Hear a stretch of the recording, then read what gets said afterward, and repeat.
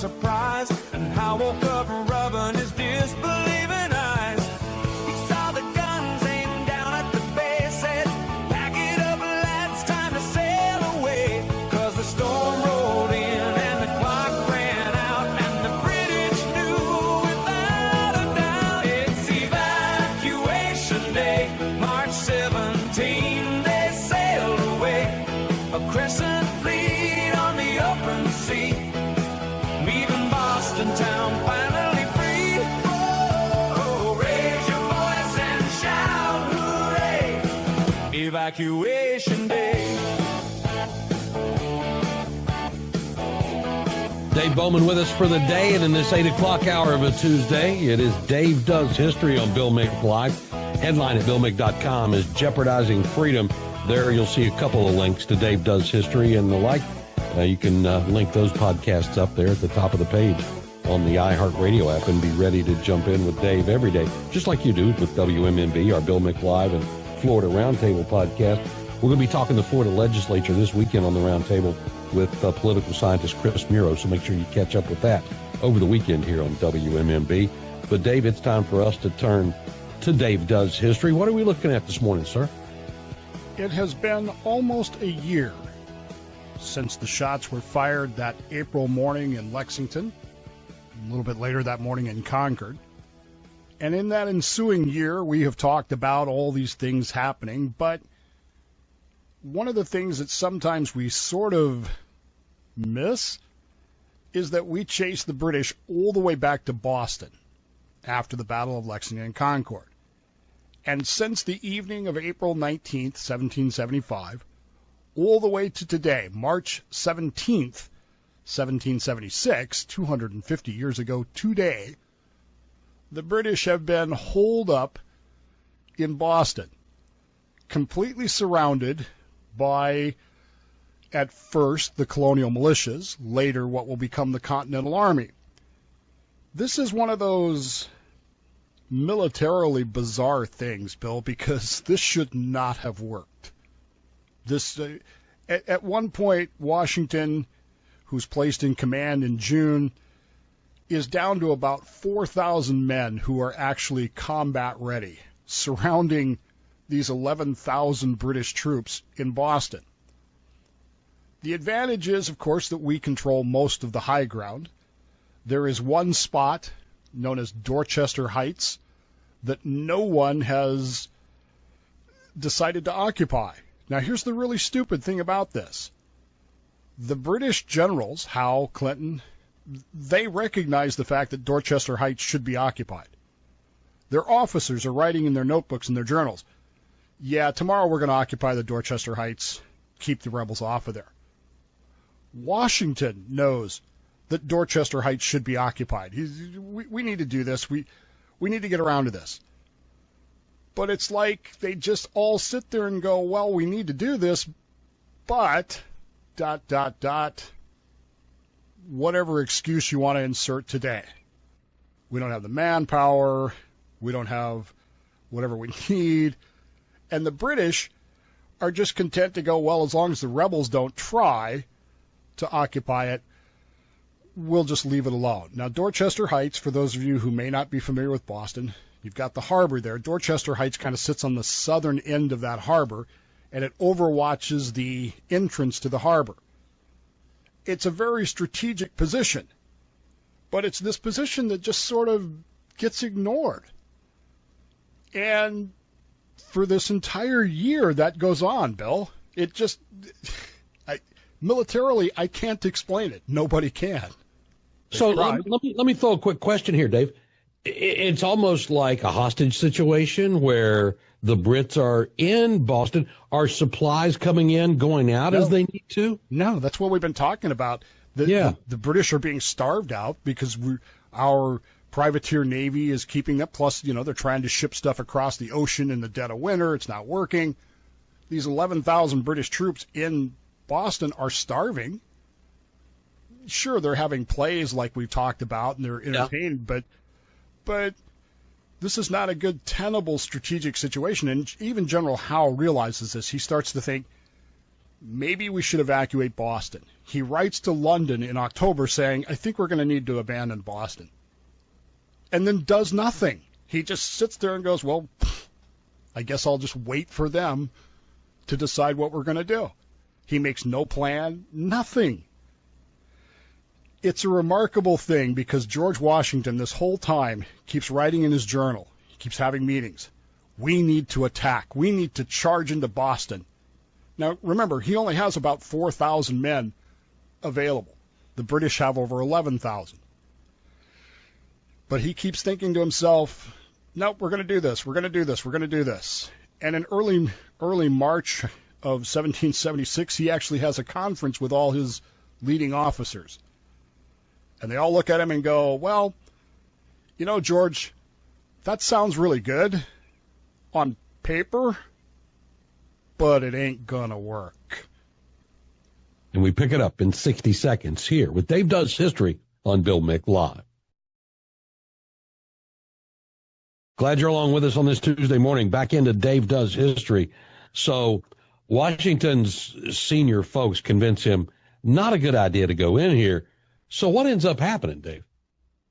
Well, you need to understand, Washington's not happy about this. He thinks, as so many people in war do, that the glory is in the fight.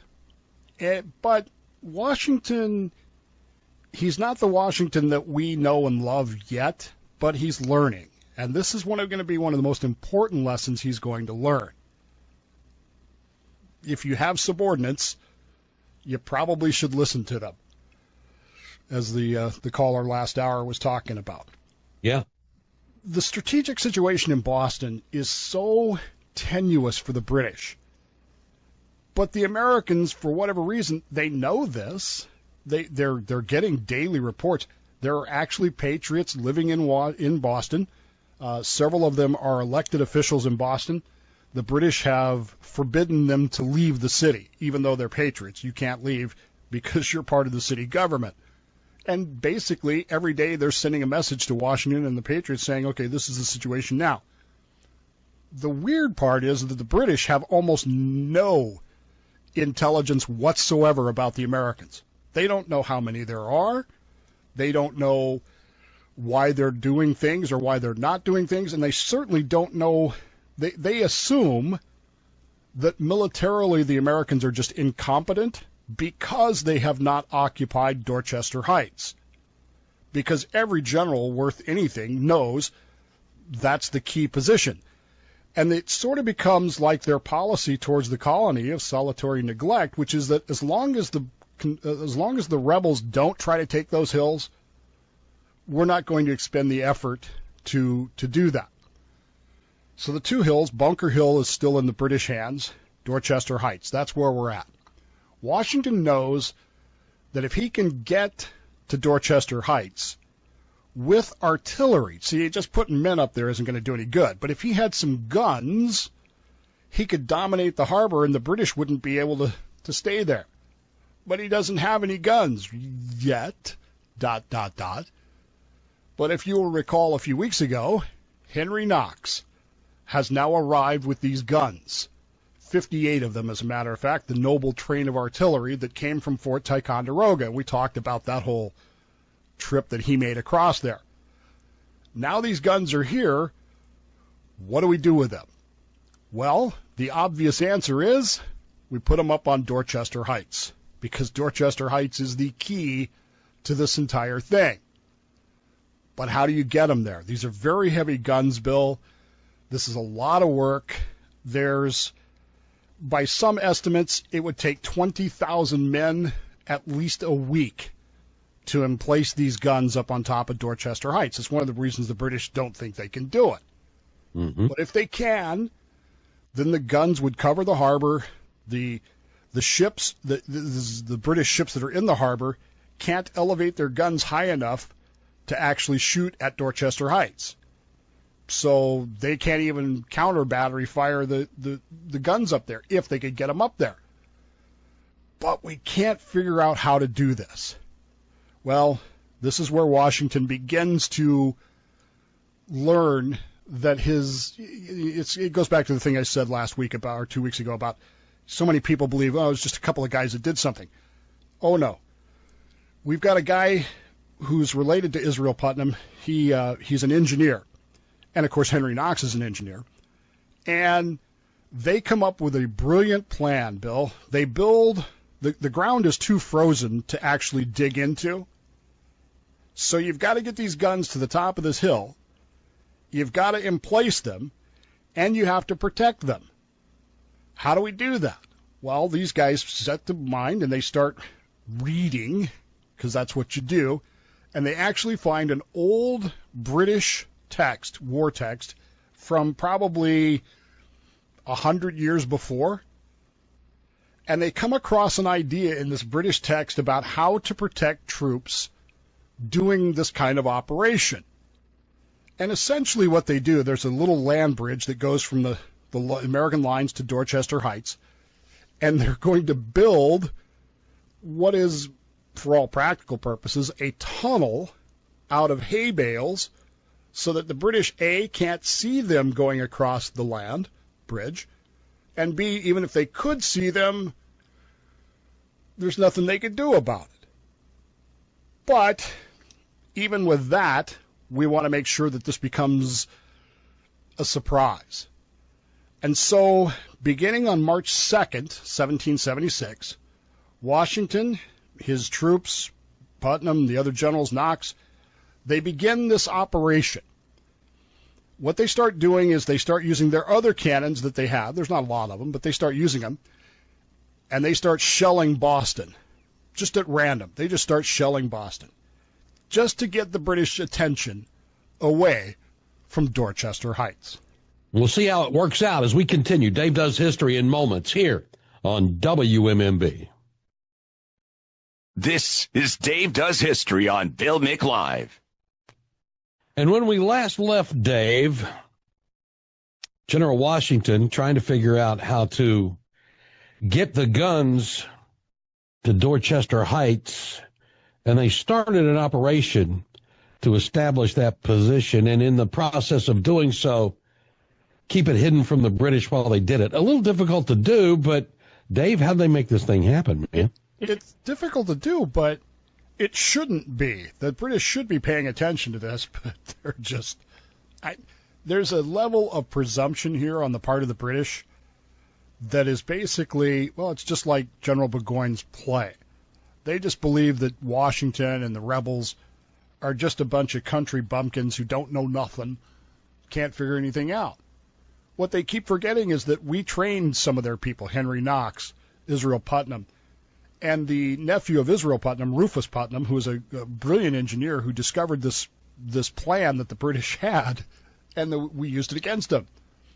He builds these things called chandeliers, which are just timber frameworks that they climb to the top of the hill, they put them up on the hill, and then they fill them with dirt and stones and all kinds of stuff. They fill a bunch of barrels with rocks.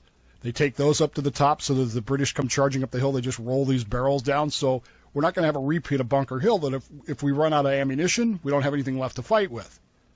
They've got this whole thing planned. And on the night of March 4th, 1776, under the cover of darkness, they start moving all this stuff up Dorchester Heights. And they do it with that other bombardment going on. So the attention is being drawn elsewhere. In fact, we're told by many of the historians that the British seem to relish this artillery duel where they just start shooting back at the other artillery. They're paying no attention whatsoever to Dorchester Heights. Even when people come in and say, hey, there's men on Dorchester Heights, maybe we should do something, General Howe's attitude is kind of like, it's not important, don't worry about it. And so they don't.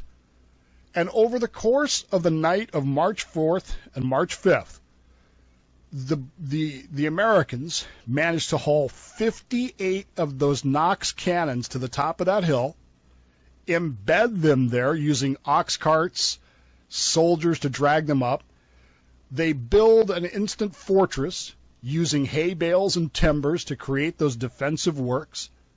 And by early morning, this hill, which had been completely empty, now all of a sudden is a fortress with 58 cannons pointing down at the British that they can do nothing about.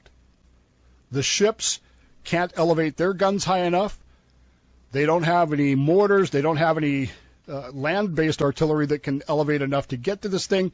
Where these fortifications are, there was nothing there before.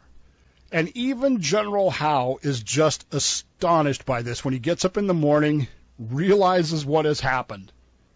He makes a comment about the fact that he couldn't get an army of 20,000 men to do this in 3 weeks. And the Americans have done it overnight. Do you understand why that's so important? Overnight, this rabble of the Continental Army has basically trapped the strongest navy and army on the entire planet and said, now what are you going to do? And we find out in 60 seconds on WMMB. So, Dave, what you're telling me is that in a situation here, the Patriots acted beyond their believed capability and actually created a huge surprise for the British that they could not have anticipated. The British were just stunned. An expedition equal to that of the genie belonging to Aladdin's wonderful lamp, one of them will write. They just cannot believe that this has been done. And by the way, Washington chose the date, the evening of March 4th into March 5th, on purpose. Anybody remember why? What is March 5th? What is that date? Oh, yeah, the Boston Massacre 5 years before. Oh. And Washington makes a point of reminding them that they are avenging those losses on that day. This is so full of symbolism and so full of everything. But the British, of course, well, they're still the British, Bill. They're still the old saying, to be a champion, you have to beat a champion. Mm-hmm. And the British have planned for this response. The plan has always been, if the Americans occupy Dorchester Heights, we'll just send some troops over there and scatter them. 2,400 British troops load up into boats, and they began to push their way across the harbor. Now, there are many British officers who wrote in their journals, wrote letters saying, this is a really bad idea. Does Howe not remember what happened at Bunker Hill? And if you think the Americans are going to make the same mistake they made at Bunker Hill, which is running out of ammunition again, well, as we already talked about, the Americans have planned for that. They literally have barrels filled with stones that they're going to roll down the hill at these. This is the 1700s, folks. You remember how people line up to march and stuff? This isn't, this is the British way of war. These barrels full of rocks are going to come ripping through your lines before the Americans even open fire. Bowling for British. I like it. It's fantastic. These officers are saying, this is a really bad idea. We don't want to do this. This is insane. We're trapped. We need to get out of here. But Howe, British officer, realizes that he has to, stiff upper lip and all that nonsense.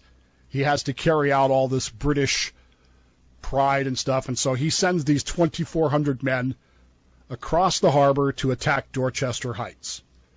Seems like it should be a battle you would remember, right? Mm-hmm.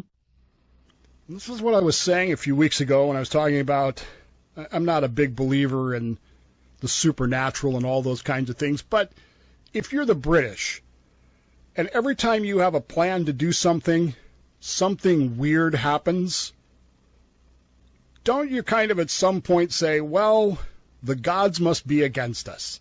Sure. And unlike Agamemnon, we don't have a daughter to sacrifice. We don't, the king king's 3,000 miles and 6 months away. At some point, don't you just start saying, well, there's too much happening against us. Maybe we should reconsider all this. We are told that one of the most violent storms in the history of Boston hits while these British troops are trying to cross. And, of course, it completely annihilates the British attack without the Americans ever firing a shot. Never even get out of the boats. They get driven back to shore. And there's a lot of relief, actually, on the British soldiers' parts. They're kind of like, whew, God saved us. Yeah. And General Howe begins to realize this is, I don't have any instructions from London, but we're going to call a council of war because we need to decide what we're going to do, which should be pretty obvious even to General Howe. And we will pick that up and take your calls at 321-768-1240 as we continue in moments with Dave Does History on Bill Mick Live right here on WMMB.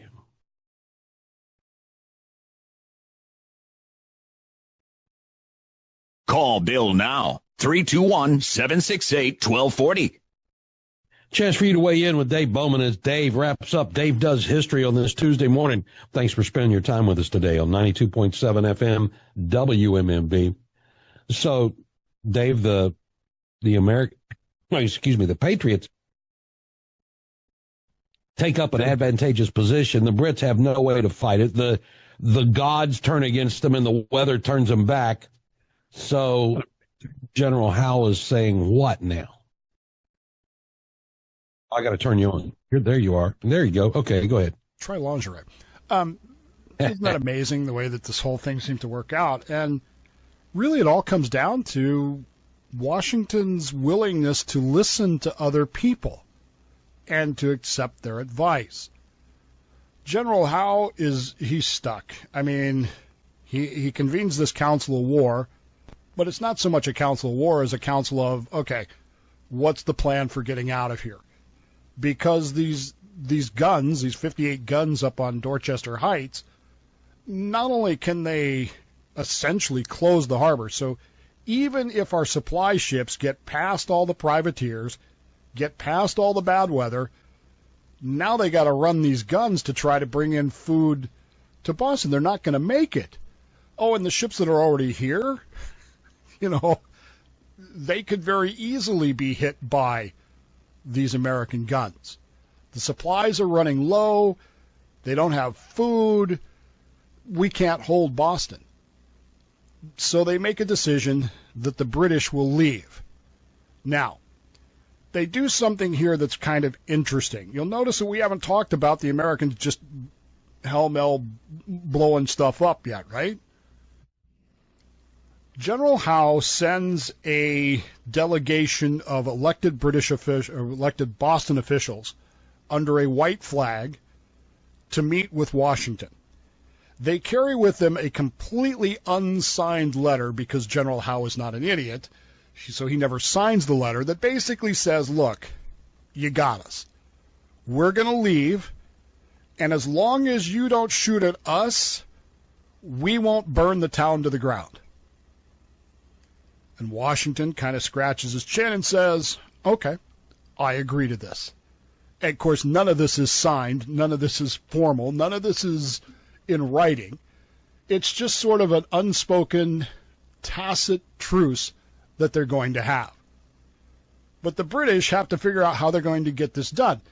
They've got 9,000 troops, 1,200 military dependents, and there's 1,100 loyalists all living in Boston that they've got to figure out how they're going to get out of here. These 1,100 loyalists, by the way, they're people who have lived in Boston most of their lives. This is their ancestral homes. This is their property. Mm-hmm. And they're going to have to evacuate and make a decision. Do we leave or do we stay and face the Patriots? Because that's probably not going to go well either if we do. Over the next few days, Boston literally descends into just utter chaos. Carts, trucks, wheelbarrows, hand barrows, coaches, driving as if the very devil is after them, said John Rowe, who was a Boston merchant. The city tears itself apart. The soldiers are just seizing anything they can get that's worthwhile. But in the meantime, they're dumping stuff that is supposedly worthwhile, but they don't want the Patriots to have. They're going to sink sugar and salt. They just throw it in the harbor. They throw their guns, the guns that they do have, they spike them and throw them into the harbor where they can't be used. Tables, chairs, furniture, artwork, you name it, it just gets thrown, including, by the way, General Howe has this really nice coach, elegant coach, that British aristocracy rides around in. Mm-hmm. That thing is busted up and thrown into the harbor so that the rebels won't get it because, we don't want them to have this, right? And the problem, of course, is that there's still too much stuff. There's still too many people. There's still not enough ships. We got to get all this stuff out of there. And so they work this plan to pack as much stuff as they can. But it's all dependent on, whether the Americans will allow them to do it or not. On the morning of March 17th, 1776, 250 years ago today, almost right now, well, Pacific time anyway, a little bit after that, your guys' time, the British begin to march silently down to the wharves. And we are told by those who were there that this was the most silent march they had ever experienced. Not a word was spoken by any of the soldiers as they, in a way, humiliated, marched down to the wharves to get onto the ships to sail out. The Americans, of course, are watching from up on Dorchester Heights, and there's this eerie calm over the whole thing. The soldiers board the ships, the loyalists and the dependents board the ships, and they weigh anchor, and they begin to pull out of the harbor. And as they pull past the castle, which is Castle William, which is the headquarters of the British Army, a 50-gun salute is sounded from the castle. And then they're gone. They sail out of the harbor. They actually sail down to Rhode Island because of the prevailing winds, but they're out. They're gone. They're no longer in Boston. And there's almost this sense of, wait, we won? There's almost this inability of the Americans to believe this. We enjoyed the unspeakable satisfaction of beholding their entire fleet under sail, wafting from our shores. The dreadful scourge of war was leaving. Now, Washington, he doesn't just go charging into Boston because he don't trust the British.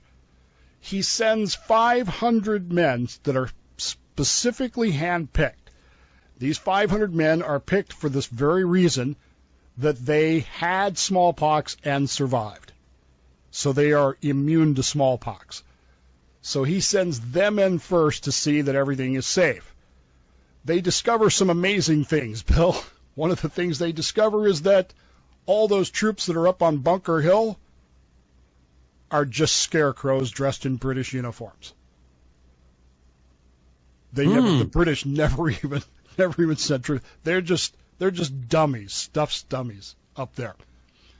They discover that there's all kinds of mess.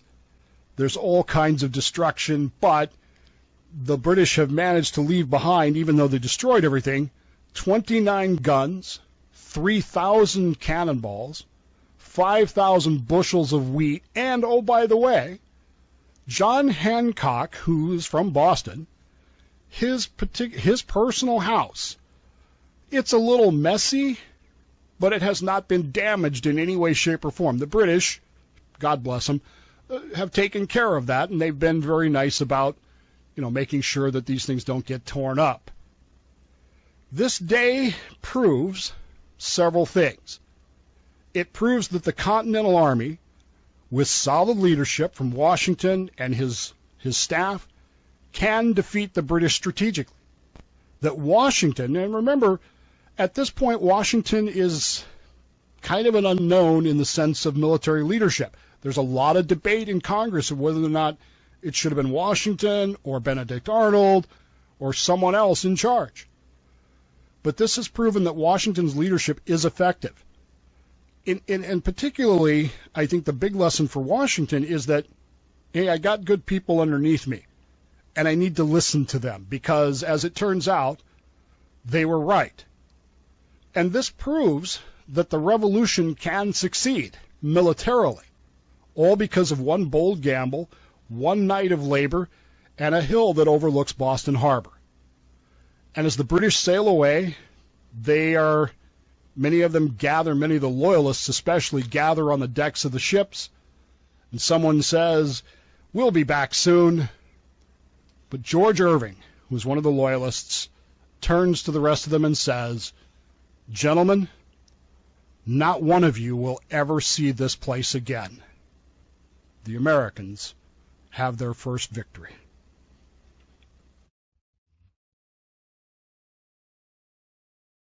So, Dave, if I understand this, was this battle, we will call it, done without a shot being fired, just strategic wins here pretty much? Is that a strategy making this all happen? No shots are fired after Dorchester Heights are occupied. Now, obviously, in the process from the 2nd to the 5th of occupying the Heights, we were firing off guns just to distract people. But yeah, once Dorchester Heights is occupied on the 4th, 5th of March, there's no more shooting. It's done. Now, the British, of course, tried that attack, but it didn't go anywhere. You think the silence was because they had been defeated without a shot being fired? I think the British are stunned. The journals that we have from the British officers are just incredulous that A, the Americans could pull this off, and B, they're just appalled that General Howe is even considering charging up that hill. They realize what happened at Bunker Hill, and they do not want to do that again. This rabblement of farmers, shopkeepers has defeated the King's regulars. These aren't Hessians. These are the King's regulars. The American Revolution has survived its infancy. The theater of war now will shift south to New York. And while things will, ebb and flow, as wars often do, we've proven we can win. We've proven we have the staff, we have the people, we have the soldiers to do it. And that is the kind of thing that you need when you're taking on the world's biggest power. That's just amazing to me. And to me, it's also like that example, as they were remembering Bunker Hill and how they're not going to repeat that, are the Brits now thinking of what they did at Dorchester Heights, what they did in Boston, as they consider what they're doing down the road in this war. And that's got to be inspiring to the patriots as they consider what's coming up. It certainly helps grow the American Revolution. Of course, we're going to face some other problems. We've still got Valley Forge ahead of us. We've still got some other things ahead of us. But there's also a lot of recrimination on the British side, and yet no lessons learned. That's the amazing part. They still think that they're just going to waltz through this thing. They still think they're just going to march down to New York and smash the whole thing without any problems. They just don't It's like seem to overlooking a weaker opponent the week before the playoffs, right? Exactly. I mean, and you end up losing. All the problems haven't gone away. They still have the same supply problems, the same issues, but they just don't recognize it yet. But they will eventually. The time is coming, and are we headed to New York next week, or are we going somewhere else? No, we're going to look at the perfect villain next week. We're going to get back on the grievances, and we're going to talk some about those. We're going to talk about King George III. Why do we call him a tyrant? Good idea. And we do it next Tuesday at 8 o'clock here with Dave Does History on Bill Mick Live. The loyalists scrambled with 6 hours to spare, stuffing trunks and treasures, whatever they could bear. Carts and coaches rattled down the cobblestone street, while gangs and soldiers looted anything they could meet. Sugar in the harbor, tables smashed in two, chaos everywhere, but what else is new? 'Cause the ships were packed, the nerves were tight, and the rebels marched from every height. It's evacuation day, March 17, they sailed away, a crescent fleet on the open sea, leaving Boston town finally free. Oh, raise your voice and shout hooray, evacuation day. Silent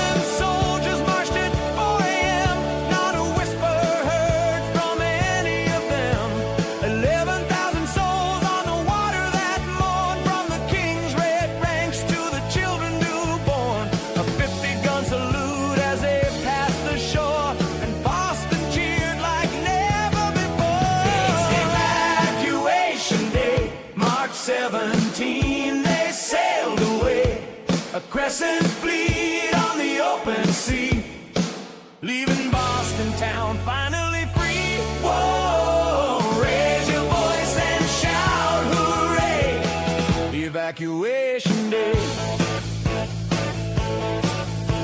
Washington waited, cautious and wise, sent immune troops and no smallpox surprise. They found hay-stuffed dummies on Bunker Hill, and piles of British gear were waiting still.